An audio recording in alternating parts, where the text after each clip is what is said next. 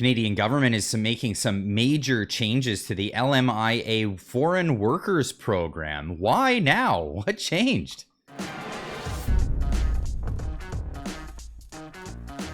As you see here, the Canadian population growth is way outpacing the number of jobs available in the market for those newcomers to even employ themselves with. Now, this has been a big issue in Canada that a lot of people didn't even know about until just recently. And it was, largely because of independent creators out there. This is a video that took off massively on this channel, interviewing Darshan Maharaja, who brought this story up to me. He'd been reporting on this for quite some time, and it's really interesting. As soon as this blows up in social media, governments start making changes. I'll encourage you to go watch this video, the original video that blew up, and then I'll put a link in the description down below. You can follow along for the rest of the stories here. But here from Better Dwelling, saying Canadian youth unemployment close to financial crisis style surge. This is a real issue. I mean, we can go into the data, links in the description down below, but saying Canadian unemployment is generally rising, but the young adults are carrying most of the burden. The general unemployment rate has climbed 1.6 points since hitting a record low in 2022. A substantial increase, however. Young adults saw the rate advance more than double that, adding 4.2 points to hit a rate of 13.6% in June.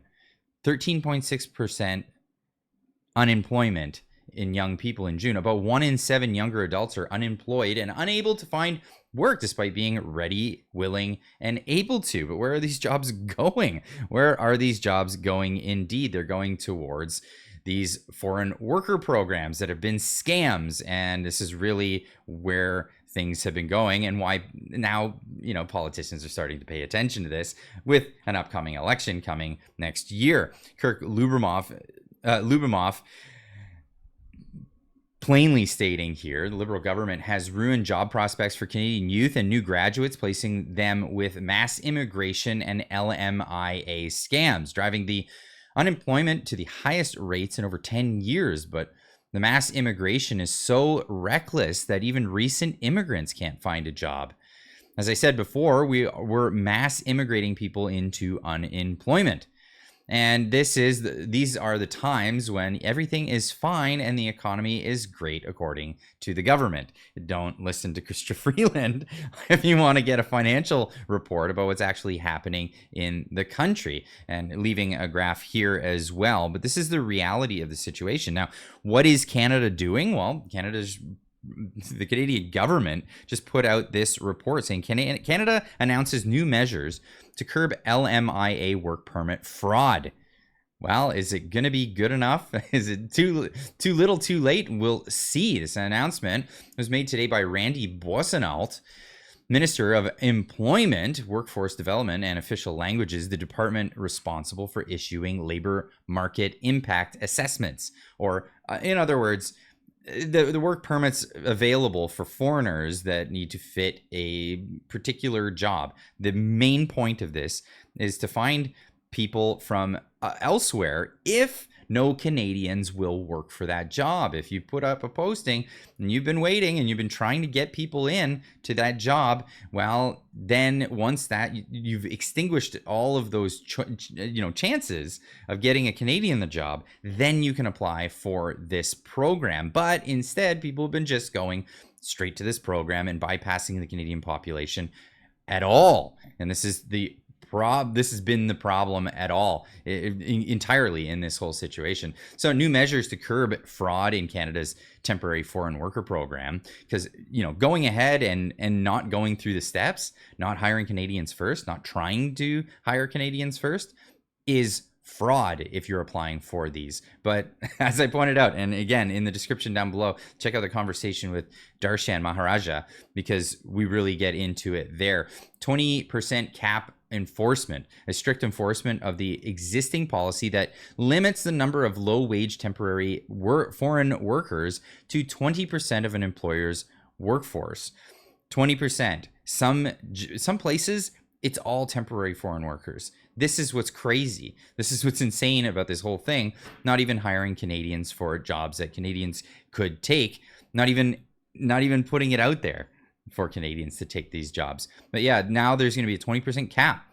So if you have, 10 people in your employ, only 2 of those people can fit under this criteria. Enhanced oversight, increased monitoring and inspections in regions and industries identified as high risk for TFW program misuse.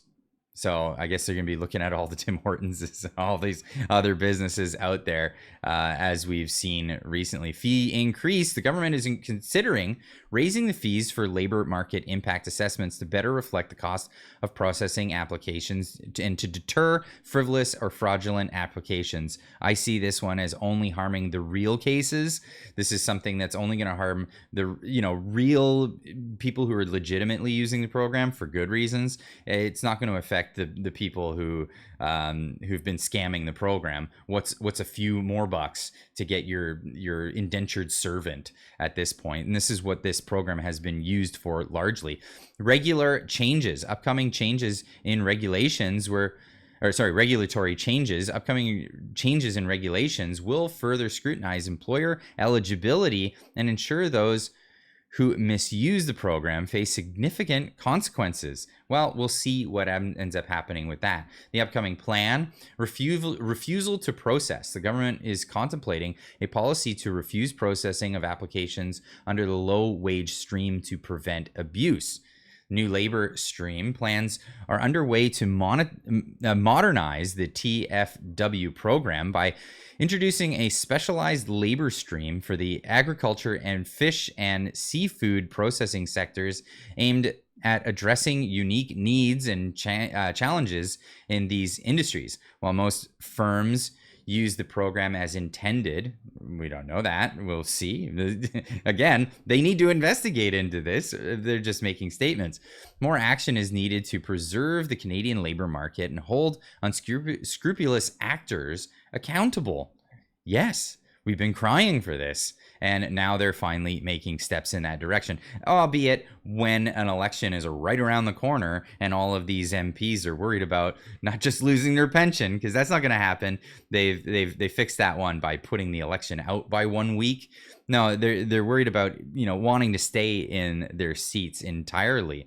The minister who will regularly monitor employer demand for the TFW program as well as employment rates and prepared to adopt additional tightening measures as needed. Now, are we gonna just hope that Randy Busenalt does what he's supposed to do here? I doubt it. And this is why we need consumer advocacy groups.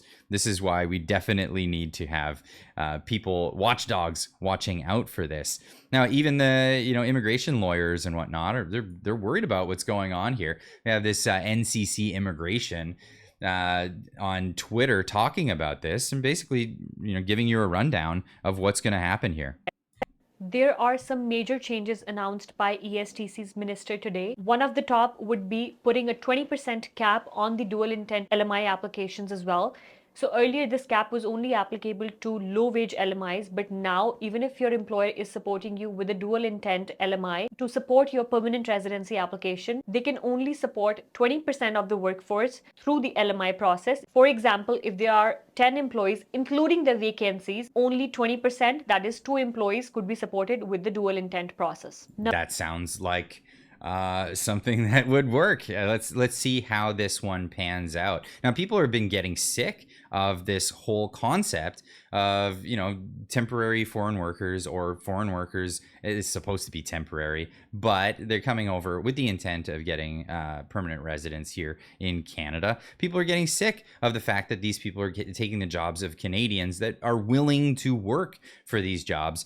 And well, people are saying things online, figuring out ways of putting pressure on businesses not to exploit these programs. Brattani saying, I'm boycotting all businesses that use temporary foreign workers through the LMIA program. I refuse to give my money to foreigners who break the rules and exploit other foreigners.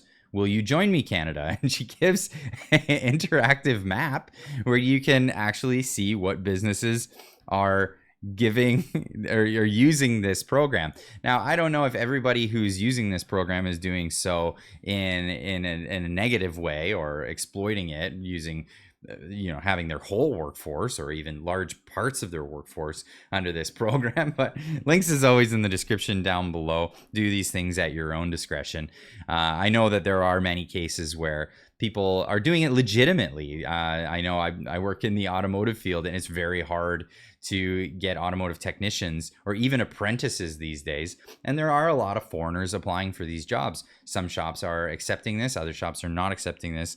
It's just the way things go. But you can actually see in this interactive marker, this map, which ones are high wage, which ones are low wage, which ones are permanent resident only, and primary agriculture.